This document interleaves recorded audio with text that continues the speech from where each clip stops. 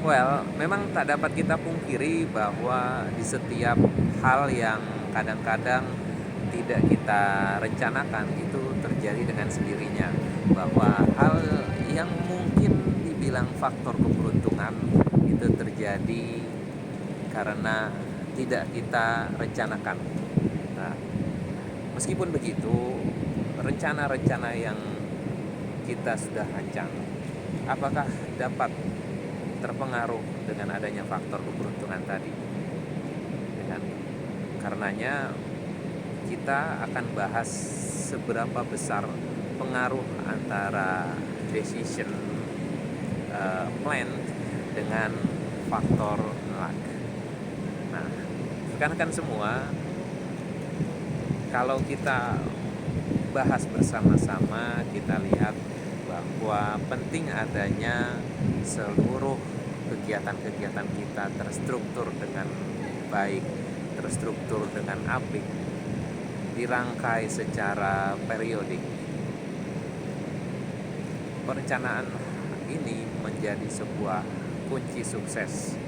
Ada pepatah bilang, gagal merencanakan berarti merencanakan kegagalan. Karena hal ini mungkin tidak berlaku bagi seseorang yang memiliki keberuntungan. Cuma kalau kita tarik kembali, seberapa besar sih persentase keberuntungan bagi orang-orang yang memiliki hal tersebut? Kalau kita mungkin dari sebagian rekan-rekan yang beragama Muslim mempercayai bahwa Rasulullah SAW pernah bersabda bahwa kebaikan adalah buah dari kebaikan yang lain.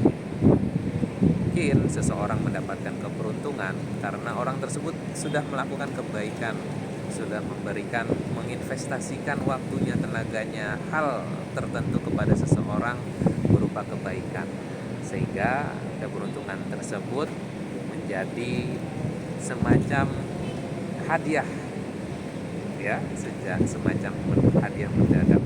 Dan mungkin ini terjadi, dan kita tidak bisa mengeneralisir ini secara umum. Namun keberuntungan itu hadir ketika kita sudah melakukan kebaikan sebelumnya. Kalau kita belajar dari Ustadz Yusuf Mansur, beliau mengedepankan terkait bagaimana mendatangkan keberuntungan dari cara kita bersedekah. Nah, ini yang mungkin bisa menjadi tolak ukur kita terkait bagaimana sebuah keberhasilan datang karena adanya keberuntungan. Kalau kita tarik kembali mengenai bagaimana sebuah perencanaan ini dapat mempengaruhi keberhasilan dari sebuah organisasi, perencanaan merupakan hal yang saat ini sangat sedikit orang memiliki konsentrasi, memiliki perhatian, memiliki bisa dibilang memiliki concern di sana. Padahal ketika kita lebih memiliki perencanaan, kita akan mampu mengantisipasi, kita akan mampu menyediakan, mempersiapkan hal-hal yang mungkin dapat kita tangkap sebagai peluang, ataupun kita dapat menghindari ketika kita mendapatkan sebuah ancaman ataupun tantangan. Perencanaan menjadi kunci sukses, ibarat kita membuat atau merencanakan sebuah perjalanan. Coba kita bayangkan ketika Anda sekalian melakukan perjalanan, misalkan ambil contoh ke Surabaya. Kita akan berjalan ke Surabaya dari Semarang, mungkin menggunakan jalur apa? Jalur tol, apakah jalur darat? Oke, saya akan merencanakan perjalanan ke Surabaya dari Semarang menggunakan jalur tol Trans Jawa. Nah, berarti apa? Ketika kita punya rencana, kita punya jalan yang ingin kita tuju, ya, kita perlu mempersiapkan apa yang perlu kita sediakan ketika perjalanan tersebut berlangsung. Pertama, tolnya harus diisi. Kedua, mesti tahu gerbang tol keluarnya lewat mana. Kalau tidak, kita akan nyasar sehingga akan menghabiskan bahan bakar dan lain sebagainya. Dan inilah yang saya kira terjadi pada setiap organisasi, bahwa perencanaan ini menjadi semacam